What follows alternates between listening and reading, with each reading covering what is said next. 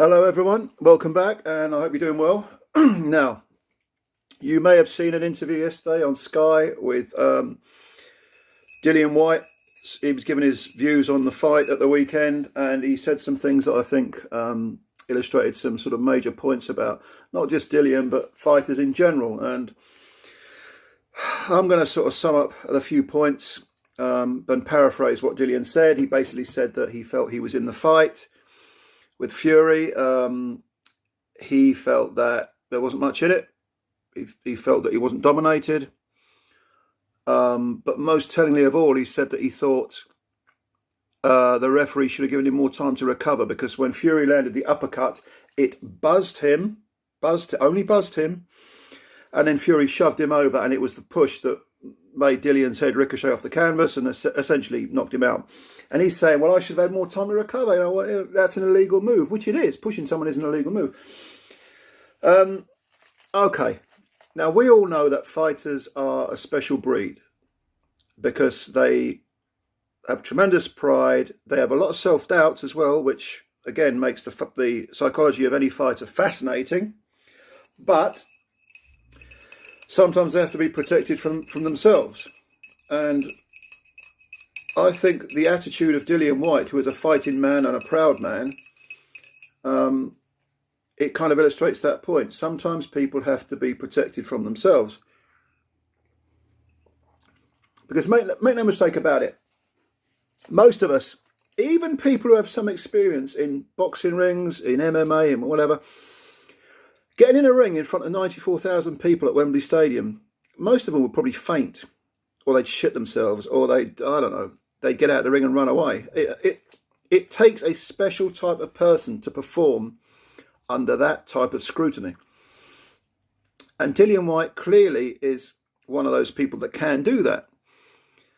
Now, the flip side of that is that sometimes fighters can be a little delusional. They can kid themselves into believing things that aren't realistic. It's almost like a triumph of the will. I know someone else has used that expression. If you know your history, you'll know what I mean. So we're not going to go there, but it's almost as if they're willing themselves into being. They're willing themselves into believing and making others believe, which in turn reflects back on them. And it's a two-way thing, a two-way sort of vibe, if you like, that they can achieve great, great things. And when things go wrong, they say, this was the reason, that was the reason. You know, they give what most of us on the outside looking in can see are kind of facile, rather silly reasons.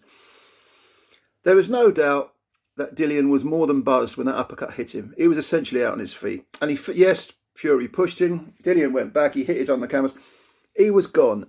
It wasn't a case of, you know, the push being the reason. You were knocked out, mate. You weren't shoved over. You were knocked out, Dillian. And I say that as someone who has the greatest respect for Dillian Whyte. You were knocked out.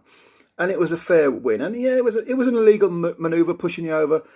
But it's not a tiddlywinks contest. They're not playing ping pong. It's a fight, essentially. It's controlled violence. So you expect a little bit of rough and tumble. So Dillian, it looks to me like his punch resistance is seriously on the wane. I thought that, actually. Going back to the Rivas fight, when Rivas put him over, I thought, that was a bit... And Parker had him over and nearly stopped him in the last round. So I don't think Dillian has had the greatest chin. Not really. He took a ton of stuff against AJ, especially in that first round. He was battered. He was taking the punches. He was shuddering and shaking. Then he got knocked stone cold. He came back. He had a string of tough fights. He's not the most naturally talented fighter, but he put together a terrific run against a lot of the time against people that were very viable opponents who others had sort of ducked. And he'd fought some bigger men. You know, Hellenius was bigger than him, and even Marius Vac with that iron chin of his, that fucking anvil chin. He's a tough guy. You know, I've got nothing but respect for Dillian Whyte, but I think the game is kind of up now. And I don't think he's going to achieve his ambition of being a world champ. Maybe he should have taken the AJ rematch when that was on the table. I don't know. But that brings me to another point that I wanted to highlight. And I think it was a Boxing Beats and Rhymes video or a live, whatever the hell he did.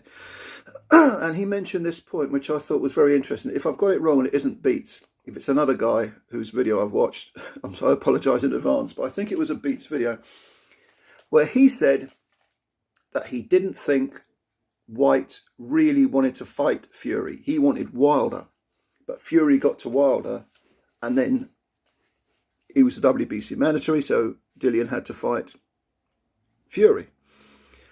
And I think there might be something to that, because there's no doubt that Whyte was somewhat fixated on the WBC title rather than other routes to other championships, rather than the AJ rematch where he had an opportunity to fight AJ again.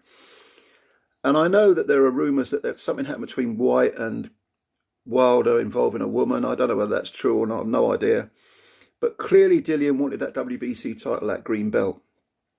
And then when Wilder lost it, he then realised, having sort of put all his eggs in one bastard, so to speak, he then realised he had to go down that one path. He kind of burnt some bridges, possibly as far as other opportunities were concerned. And with all the belts tied up with, you know, Joshua, now Usyk's got him, Ruiz had him for a while, Whyte didn't have that many opportunities since being offered the rematch before Joshua lost to Ruiz. So Whyte had no choice but to fight Fury. And Fury and Whyte go back a long way. They know each other. I don't think there's any real bad blood there between them. Whereas I do think there seemed to be with Whyte and Wilder. Whether you think Wilder would have beaten Whyte or not, I personally think there's a fair chance he would have knocked Whyte out. But you never know. You never know. Wilder, whatever you say about Wilder, I mean, he's crazy and he's been delusional, extremely delusional about his defeats to Fury. But he has a fighter's heart. He is a tremendously courageous man. So when it came to Whyte fighting Fury, I'm not convinced he wanted to fight him. I think it was sort of almost anticlimactic to him. That's the impression I get. And if that's the case, you're never going to be truly up for a fight, not 100%. You say, yeah, I'm fighting for the world title, I'm getting paid 8 million quid, whatever it was. You're not really, but something that you expected to be in place isn't in place. Suddenly it's almost like a plan B, and the plan B is nowhere near as attractive as a plan A. So I think there's something to that. I think there was a disappointment element for Dillian in fighting Fury instead of Wilder. I think probably secretly he was hoping Wilder would beat Fury in one of those matches and then he could have him. But where to now for Dillian? He's a fighting man. He wants to carry on. He has that element of delusion about the Fury defeat. Is that going to be a good thing? Is that going to motivate him to come back? To right the wrong? He said he wants Fury again. You see, I gave Fury every round in that fight. And it was kind of a dull, not completely dull. It was kind of intriguing, but it wasn't a high octane fight. There wasn't a big output from either man. It was quite a reticent, conservative sort of performance by Fury, actually, until he knocked him out. And Whyte couldn't really do anything with Fury.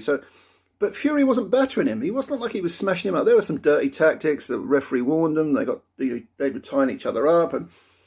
But I thought Whyte was losing the rounds, but not. He wasn't being battered. He wasn't being beaten to hell. So I suppose from that point of view, Whyte's going to think, well, I wasn't that far behind. He would never admit to losing all the rounds, but he would say, well, if he won rounds, he only won them by a couple of punches, which, you could make an argument that's true. I thought Fury won every round, but if you're Dillian Whyte looking for some sort of positive, some hook on which to hang